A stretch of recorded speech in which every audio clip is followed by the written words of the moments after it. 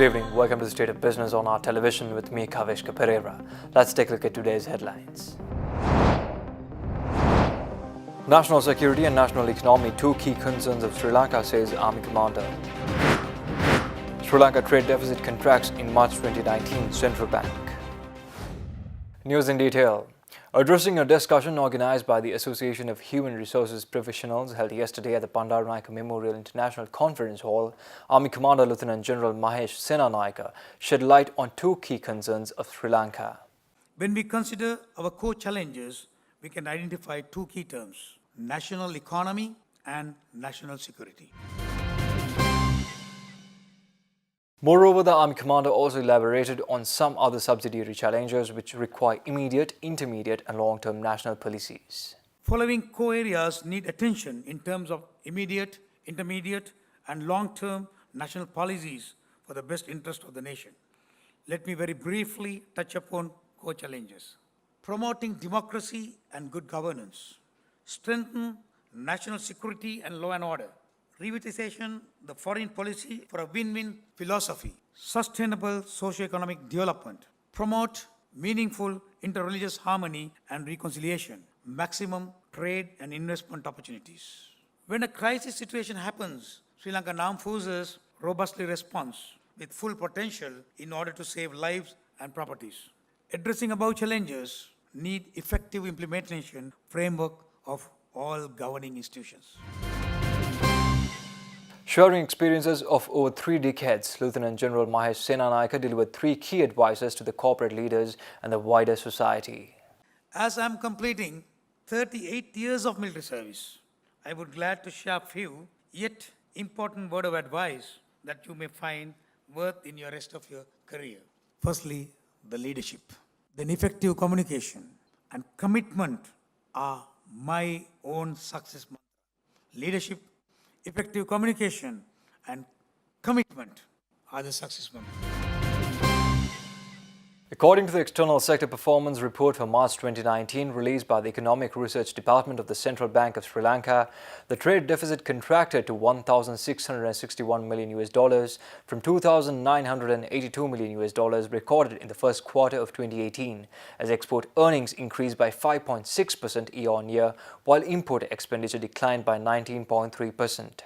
In March 2019, the deficit in the trade account narrowed to $592 million compared to $871 million in March 2018. The considerable reduction in the trade deficit in March 2019 was due to a notable decline in import expenditure by 12.6% year-on-year, which was further supported by the increase of export earnings by 2.6% year-on-year. The financial account was further strengthened in March 2019 with the proceeds of the ISBS amounting to $2.4 billion, net inflows of foreign investments to the government securities market during the month, although some net outflows were observed from the Colombo Stock Exchange.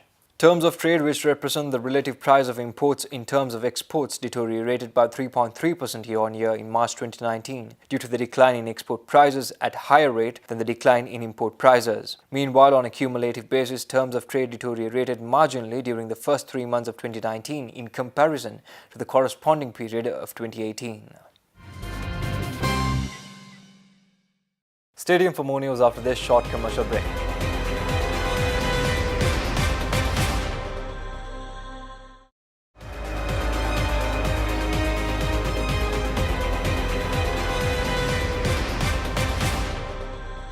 Welcome back. Tourist arrivals in March 2019 was 244,328, registering a year-on-year growth of 4.7%, and during the first quarter of 2019, tourism earnings recorded a growth of 4.6% over the corresponding period of 2018. This growth was mainly driven by tourist arrivals from India, the UK, China, Germany and France. Tourist arrivals during the first quarter of 2019 amounted to 740,600, a growth of 4.6% over the corresponding period of 2018. In March 2019, earnings from tourism were estimated at $459 million, with cumulative earnings amounting to $1,390 million during the first quarter of 2019. In March 2019, workers' remittances amounted to $571 million. On a cumulative basis, workers' remittances amounted to $1,617 million during the first 3 months of 2019. Along with the proceeds of the ISBS, as at end March 2019, gross official reserves were estimated at $7.6 billion, equivalent to 4.3 months of imports. Total foreign assets, which consist of gross official reserves and foreign assets of the banking sector, amounted to $10.5 billion as end March 2019, equivalent to 6 months of imports. The Sri Lankan rupee appreciated by 3.8% against the US dollar during the year up to 28 May 2019. Reflecting the cross-currency movements, the rupee appreciated against all other major currencies. The Board of Investment signed an agreement with the national communication service provider Sri Lanka Telecom, approving to install telecommunication equipment in 157 sites. Representing the BUI, Chairman of the Board Mangalayapa signed the agreement with the Chairman of the Sri Lanka Telecom PLC, PG Kumarasinghe Sirisena, along with the Company Secretary of SLT Mahesh Atukorala. The Chairman of Sri Lanka Telecom PLC also noted that they are the only company in Sri Lanka that invests over 17 billion rupees in human capital annually to build a loyal and smart workforce with high productivity and quality. He reiterated that during the year 2018 alone, the company contributed 35 billion rupees to the government by way of dividends and taxes despite high investments. In efforts to position Sri Lanka as the Indian Ocean's outstanding logistics and distribution hub, Sri Lanka Exports Development Board has organized the Sri Lankan Pavilion at the Transport and Logistics Fair in Munich from 4th to 7th of June 2019.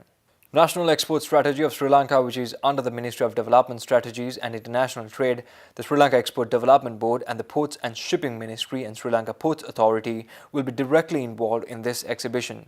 The board collectively presents unique propositions with the three terminal operators constantly recognized for productivity, environmental and operational benchmark performance through various global awards. The Sri Lankan delegation includes logistics service providers such as Heli's Advantage, Mac Holdings, Advanced Logistics and IT solutions providers for logistics such as Geode Information Technologies, Kings Lake and EC Holdings. Issuing a statement, Minister of Tourism Development John Amarathunga stated that the tourism industry has bounced back to normalcy after the Easter Sunday attacks. Accordingly, tourist arrivals have been gradually rising since the terror attacks, with a total of 30,203 visitors documented between the period of 21st April and 12th May. However, by the end of 21st May, the total tourist arrivals were reported to be at 40,527, marking an increase of 10,324 more tourists to the country within a period of 9 days. Sri Lanka is also forging ahead with the forthcoming events such as the World Surf League, the West Asia Baseball Cup 2019, the Isaac International Conference, the Colombo International Logistics Conference, and the Convention on International Trade in Endangered Species of Wild Fauna and Flora. At present, the Tourism Board is also awaiting Cabinet decision to activate a short-term PR and advertising campaign to send a clear message to the international community that Sri Lanka has returned to normalcy. Stay tuned for stock updates after this short commercial break.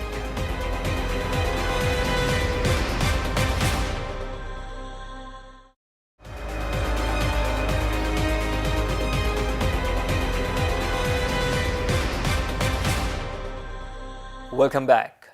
Trading at the Colombo Stock Exchange ended on a positive note today. The All-Share Price Index gained 2.0 points to close at 5,293.49 and the S&P/SL 20 gained 4.83 points to close at 2,464.15. The turnover was 1.8 billion rupees and 146 million shares were traded. Next up is Forex rates.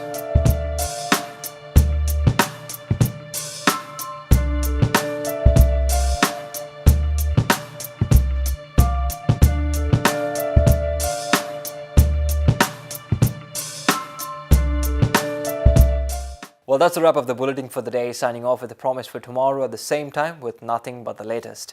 Thank you and good night.